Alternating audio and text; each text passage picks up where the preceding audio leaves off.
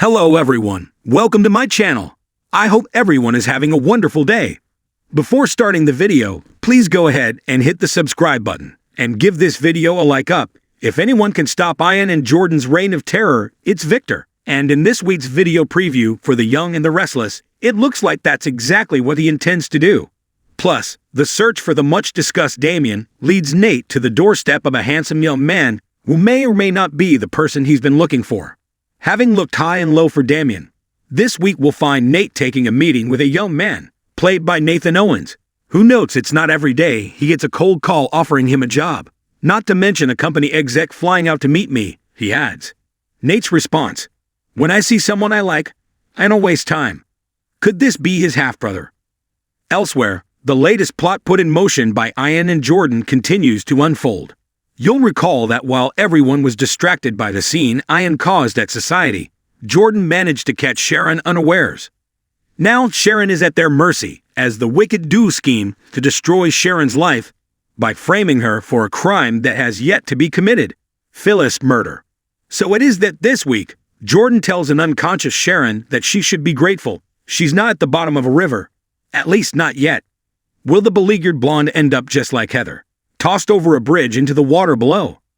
Desperate for help after the police bought Ian's story about being a reformed man of the cloth hook, line and sinker, Nick turned to his dad, which leads to the shocking moment in which Nikki comes downstairs to find her husband standing in the living room with a man who slowly turns around and reveals himself to be none other than Ian.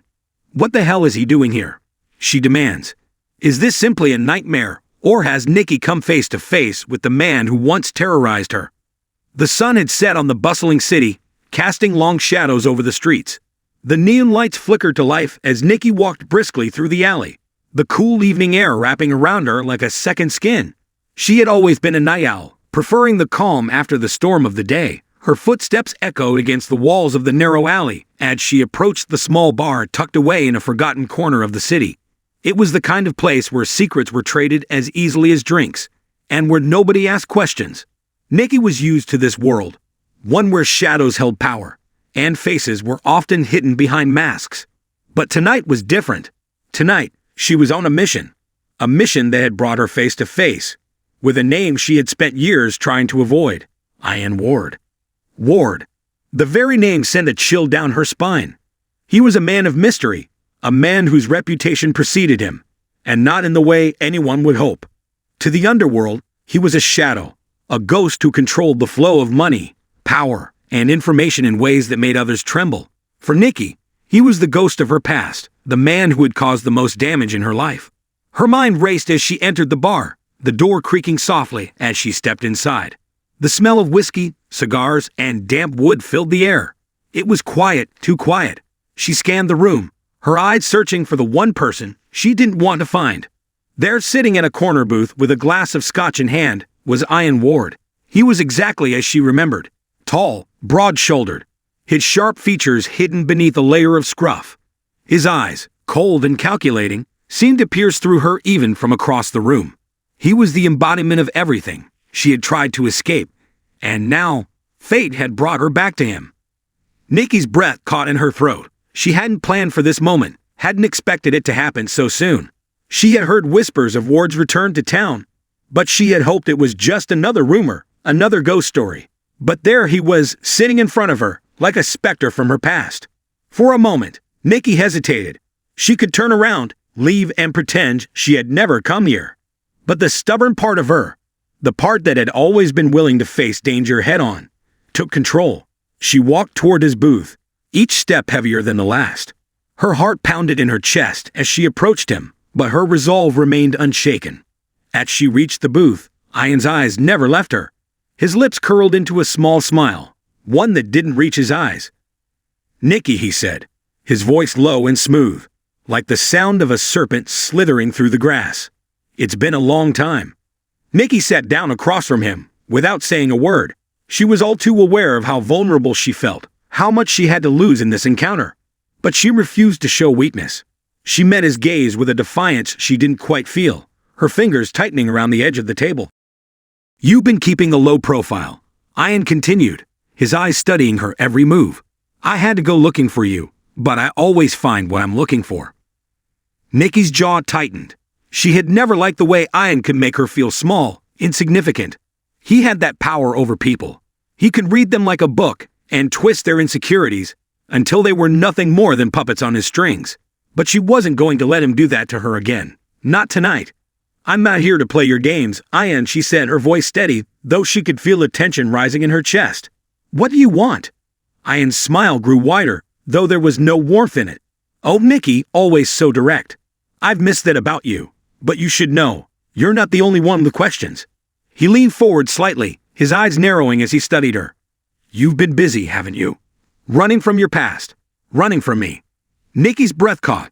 She hated that he was so accurate, so on point. He had a way of getting under your skin, making you question your every move. But she couldn't let him win.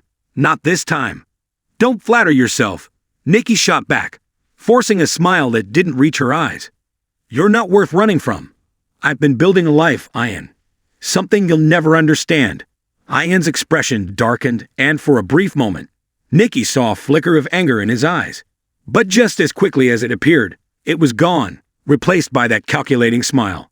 "Oh, I understand more than you think, Nikki. You've been playing the game, trying to stay out of my reach. But you've made a mistake. You see, once you're in my world, there's no way out, not without my help." Nikki shook her head, refusing to give him the satisfaction of her fear. "I don't need your help. I've made it this far without you, and I'll keep going." Ian leaned back in his seat, his hands folded in front of him, his expression unreadable. "I admire your determination, Nikki, but we both know how this ends. Sooner or later, everyone comes back to me. You'll come back to me." There it was, the threat, the subtle reminder of his power over her, over everyone in this city. He didn't need to say it outright. His words were enough to send a shiver down her spine. She had always known this day would come. She had always known she would have to face him again. But Nikki was not the same person she had been when she'd first encountered Ian Ward. She had changed, grown stronger, more independent. She had survived the darkness that had once consumed her, and she wasn't about to let him drag her back into it. "I'm not your puppet, Ian," Nikki said, her voice unwavering, "and I'm not afraid of you anymore." For a long moment, Ian said nothing. He studied her, as if trying to read her every thought. Then, slowly, he stood up from the booth, towering over her, with that same smug smile. "We'll see about that," he said, his voice a quiet warning. With that, Ian turned and walked out of the bar, leaving Nikki alone at the table. The tension in the air was thick, but for the first time in years, Nikki felt something she hadn't in a long time. Hope. She had faced the monster of her past and stood her ground. Ian Ward might have been a force to be reckoned with, but Nikki had learned to fight her own battles. And this time, she wasn't going down without a fight.